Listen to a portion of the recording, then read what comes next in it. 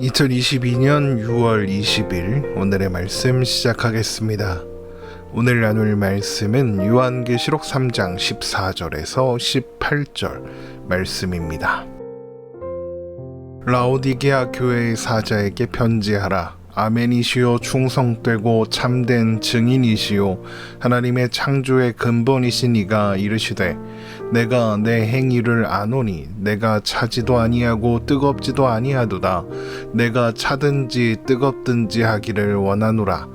내가 이같이 미지근하여 뜨겁지도 아니하고 차지도 아니하니 내 입에서 너를 토하여 버리리라. 내가 말하기를 나는 부자라 부유하여 부족한 것이 없다 하나 내 공고한 것과 가련한 것과 가난한 것과 눈먼 것과 벌거벗은 것을 알지 못하는도다.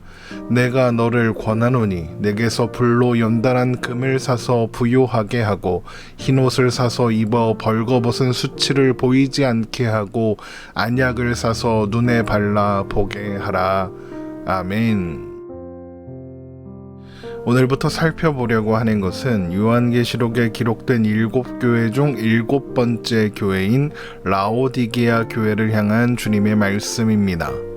라오디게아는 필라델비아에서 72km, 에베소에서는 152km 떨어진 곳에 위치한 도시로 요한계시록에 등장하는 7도시 중 가장 부유한 도시였다고 합니다. 라오디게아의 주요한 산업은 보석 세공업이었는데 그래서 덩달아 금융업이 발달했고 은행이 많이 있었다고 합니다. 또한 의료 전문 학교, 오늘날로 말하면 의대들이 많이 있어서 안약을 비롯한 약품 생산 또한 활발하게 이루어졌다고 합니다. 뿐만 아니라 고급 섬유 산업이 발달했고 특히 양털을 검게 처리하여 만든 흑색 양모가 인기가 좋았다고 합니다. 이렇게 다채로운 산업이 발달한 덕분에 라오디게아는 7도시 중 가장 큰 부를 누릴 수 있었던 것입니다. 물론 라오디게아 또한 AD 17년, AD 60년에 있었던 대지진을 피하지는 못했습니다. 그래서 다른 도시들처럼 도시 전체가 폐허가 되었었죠. 그러나 라오디게아는 도시 재건을 지원해주겠다는 로마의 제안을 거절하고 스스로의 힘으로 도시를 재건했습니다. 그러니 라오디게아에 축적되었던 부가 얼마나 대단한 것이었는지 알 수 있는 것이죠.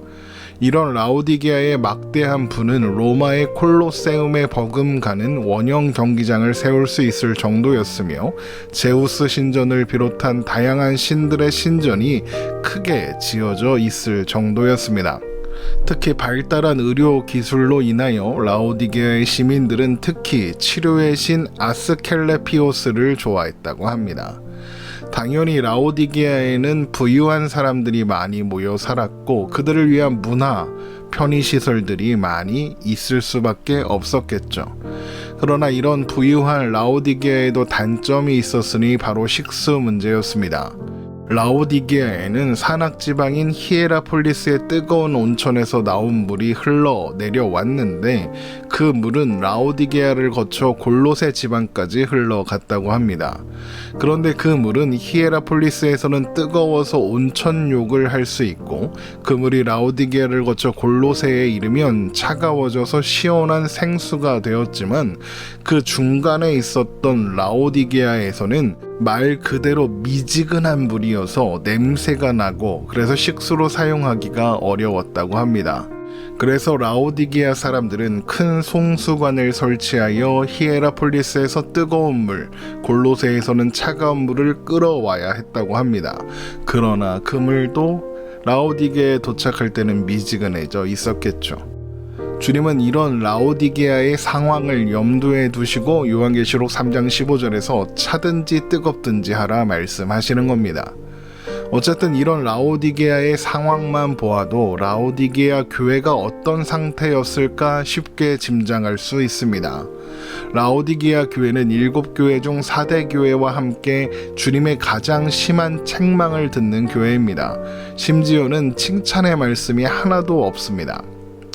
먼저 주님은 라오디게아 교회를 향하여 자신을 아멘이시요 충성되고 참된 증인이시요 하나님의 창조의 근본이신 이라고 소개하십니다.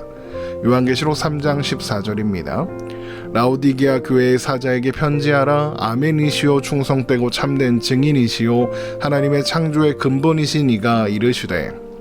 아멘은 하나님이 옳으십니다. 하나님의 말씀이 진리입니다. 이런 의미입니다.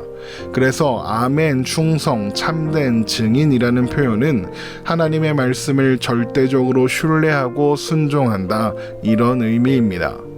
그런데 이런 아멘이시오 충성되고 참된 증인이신 예수님은 하나님의 창조의 근본이시기도 합니다.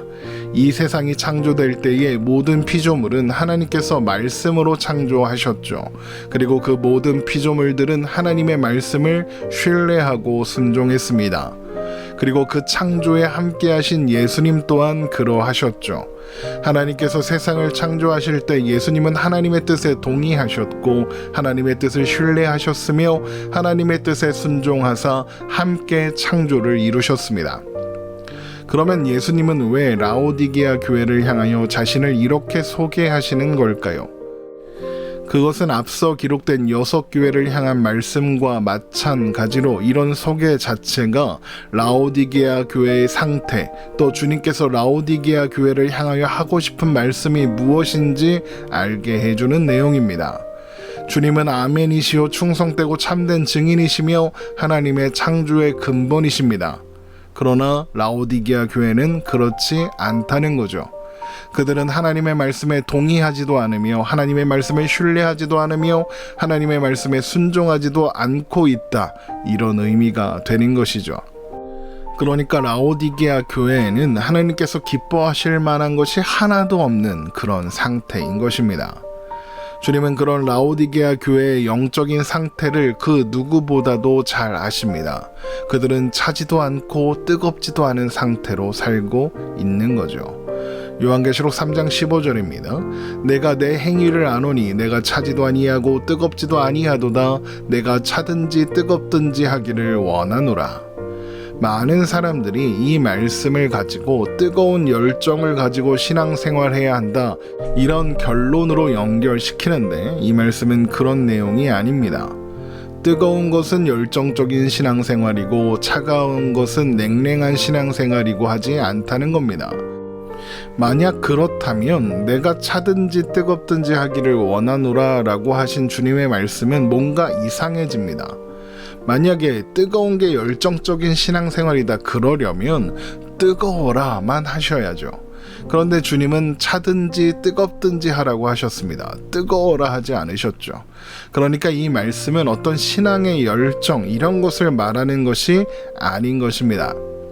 앞에서도 말씀드린 것처럼 라오디게아는 식수를 히에라폴리스와 골로새로부터 끌어와서 사용해야 했습니다. 그러나 히에라폴리스에서 오는 뜨거운 물은 오는 동안 식어서 미지근해졌고 또 골로새로부터 오는 시원한 물은 그 시원함을 잃고 미지근해졌습니다. 결국 라오디게아에는 흐르는 물이나 또 송수관을 통해 애써 끌어온 물이나 미지근할 수밖에 없었던 것이죠. 미지근한 물만 마시면 구토를 하는 그런 사람들이 있습니다. 특히 제가 그런데 라오디게아의 물의 상태가 바로 그랬던 겁니다. 주님은 바로 이런 라오디게아의 물의 상태와 라오디게아 교회의 영적인 상태를 연결시켜 설명하시는 겁니다. 라오디게아 교회의 영적인 상태는 미지근해서 마실 수 없고 구토를 유발하는 그런 상태라는 겁니다. 반면 히에라폴리스의 물은 뜨겁고 효능이 좋아 병든 사람들을 치료할 수 있었고 골로새의 물은 시원해서 목마르고 지친 사람들의 갈증을 해소할 수 있었습니다. 그러나 라오디게아의 물은 미지근해서 구토를 유발할 뿐이죠. 그런 것처럼 라오디게아 교회는 영적으로 병든 자들을 치유하지도 못하고 또 영적으로 목마르고 지친 자들의 영적인 갈증을 해결해 주지도 못하는 그런 상태인 것입니다. 그래서 주님은 그런 라오디게아 교회를 토해버리겠다 이렇게까지 말씀하십니다. 요한계시록 3장 16절입니다. 내가 이같이 미지근하여 뜨겁지도 아니하고 차지도 아니하니 내 입에서 너를 토하여 버리리라. 그렇다면 뜨겁지도 차갑지도 않은 미지근한 신앙생활이란 어떤 것일까요? 미지근한 신앙생활이라고 그러면 언뜻 생각할 수 있는 게 신자가 예수를 믿은 후에 삶에서의 어떤 열심, 열정이 부족한 상태, 이렇게 생각할 수 있습니다. 그러면 라오디게아 교회의 미지근한 신앙도 그런 것이었을까요?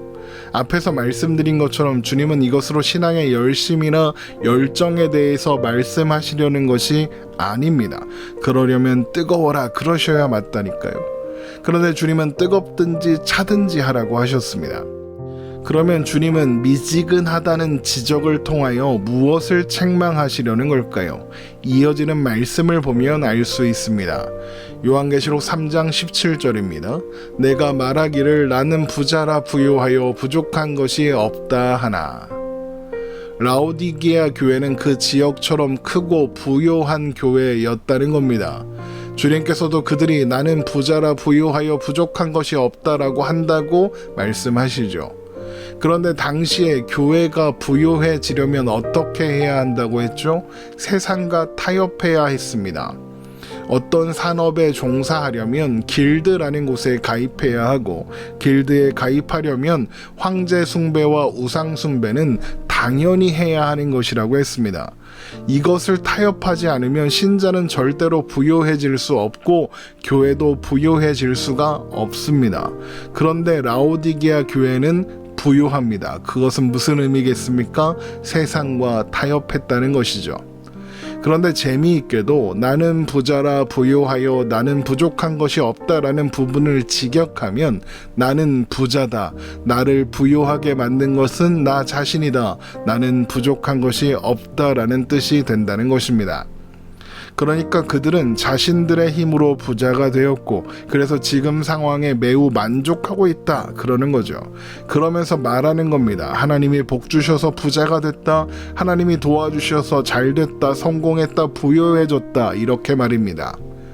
자, 그러면 이런 생각을 가지고 교회에 오면 어떤 생각을 하게 될까요? 그 생각이 옳다고 생각하게 되겠죠. 내가 내 힘으로 부자가 된 것처럼 내가 내 의지로 예수를 믿었고 하나님도 믿었다. 그래서 하나님이 나에게 복을 주셨다. 그래서 내가 더 큰 부자가 되었다. 나는 부족한 게 없다. 이런 생각 말입니다. 여러분, 바로 이것이 미지근한 신앙입니다. 신앙의 근거를 자기 자신, 자기 생각, 자기 의지, 자기 확신에 두는 것입니다. 하나님의 말씀, 하나님의 뜻, 하나님의 생각에는 관심이 없고 내 생각, 내 뜻, 내 판단, 내 마음이 옳다고, 그러니까 내 말이 맞다고, 그러니까 하나님도 내 생각대로 해야 한다고 그렇게 생각하는 지경에 이른 거죠. 그들은 4대 교회의 신자들처럼 그들이 어떻게 부름을 받았는지, 어떻게 구원을 받았는지 잊어버리고 있는 겁니다. 요한계시록 3장 3절입니다. 그러므로 내가 어떻게 받았으며 어떻게 들었는지 생각하고 지켜 회개하라. 만일 일깨지 아니하면 내가 도둑같이 이르리니 어느 때에 내게 이르는지 내가 알지 못하리라. 그러니까 그들은 은혜를 잊어버렸습니다. 자신들의 자격과 조건과는 상관없이 하나님의 긍휼과 자비하심으로 베풀어 주신 은혜를 잊어버리고 그 모든 것이 자기가 잘나서 자기 실력으로 된 것이다, 이렇게 생각했던 겁니다. 그러나 주님은 그렇게 스스로 부유하다, 부족한 것이 없다고 하는 라오디게아 교회를 향하여 그들은 곤고하고 가련하며 가난하고 눈멀었으며 벌거벗었다라고 말씀하십니다. 요한계시록 3장 17절입니다. 내가 말하기를 나는 부자라 부유하여 부족한 것이 없다 하나 내 곤고한 것과 가련한 것과 가난한 것과 눈먼 것과 벌거벗은 것을 알지 못하는도다. 이것이 라오디게아 교회의 현실입니다. 그런데 그러면 라오디게아 교회는 더 이상 아무런 소망도 없는 걸까요? 그렇지 않습니다. 아직 기회가 있습니다. 그들이 진정 부요해지고 벌거벗은 것을 면하며 진리를 보게 될 방법이 남아 있습니다. 그 방법이 무엇이냐? 바로 주님께 불로 연단한 금을 사서 부요하게 하고 주님께 흰옷을 사서 입어 벌거벗은 수치를 가리며 주님께 안약을 사서 눈에 발라 보게 하면 되는 것입니다. 요한계시록 3장 18절입니다. 내가 너를 권하노니 내게서 불로 연단한 금을 사서 부유하게 하고 흰옷을 사서 입어 벌거벗은 수치를 보이지 않게 하고 안약을 사서 눈에 발라 보게 하라. 그런데 그들을 부유하게 할 금, 그들의 벌거벗은 수치를 가릴 흰옷, 그들로 보게 할 안약을 누가 가지고 계십니까? 예수님이 가지고 계신답니다. 그런데 예수님이 가지신 것, 그러니까 하나님이 가지신 것은 도대체 얼마를 주어야 살 수 있을까요? 억만금을 주면 살 수 있을까요? 억만금을 주어도 살 방법이 없습니다. 그런데 왜 주님은 주님께 와서 그런 것들을 사라 이렇게 말씀하시는 걸까요? 그것은 너희들이 자랑하는 그 돈으로 이런 것들, 진정한 구원을 살 수 있으면 사봐라, 이런 의미라는 겁니다. 그런데 살 수 있다고요? 못 삽니다. 그러면 어떻게 해야 할까요? 구해야죠. 하나님 앞에 나아가 그것을 달라고 간구해야죠. 그러니까 이것이 무슨 말씀입니까? 하나님께 은혜를 구해라. 너희들에게 필요한 건 은혜다. 너희들이 가진 것으로는 그것을 구할 수 없다. 하나님의 은혜를 붙잡아야 한다. 하나님의 은혜를 바라보아야 한다. 바로 이런 의미인 것입니다. 그러니까 지금 라오디게아 교회의 신자들에게 필요한 것은 천부여 의지 없어서 손들고 옵니다 라는 태도라는 겁니다. 하나님, 제 힘으로는 안 됩니다. 하나님, 저는 하나님을 떠나서는 아무것도 할 수 없습니다. 어느 순간 어떤 일에서도 저를 간섭해 주십시오. 저를 혼자 두시면 안 됩니다 라고 고백해야 한다는 겁니다. 그것이 라오디게아 교회가 살 길이고 또한 우리가 잊지 말아야 하는 우리의 처지입니다. 우리는 언제나 스스로에게 절망하고 좌절할 수밖에 없습니다. 그래서 우리에게는 돈이 아닌 나를 창조하신 하나님의 은혜가 필요합니다.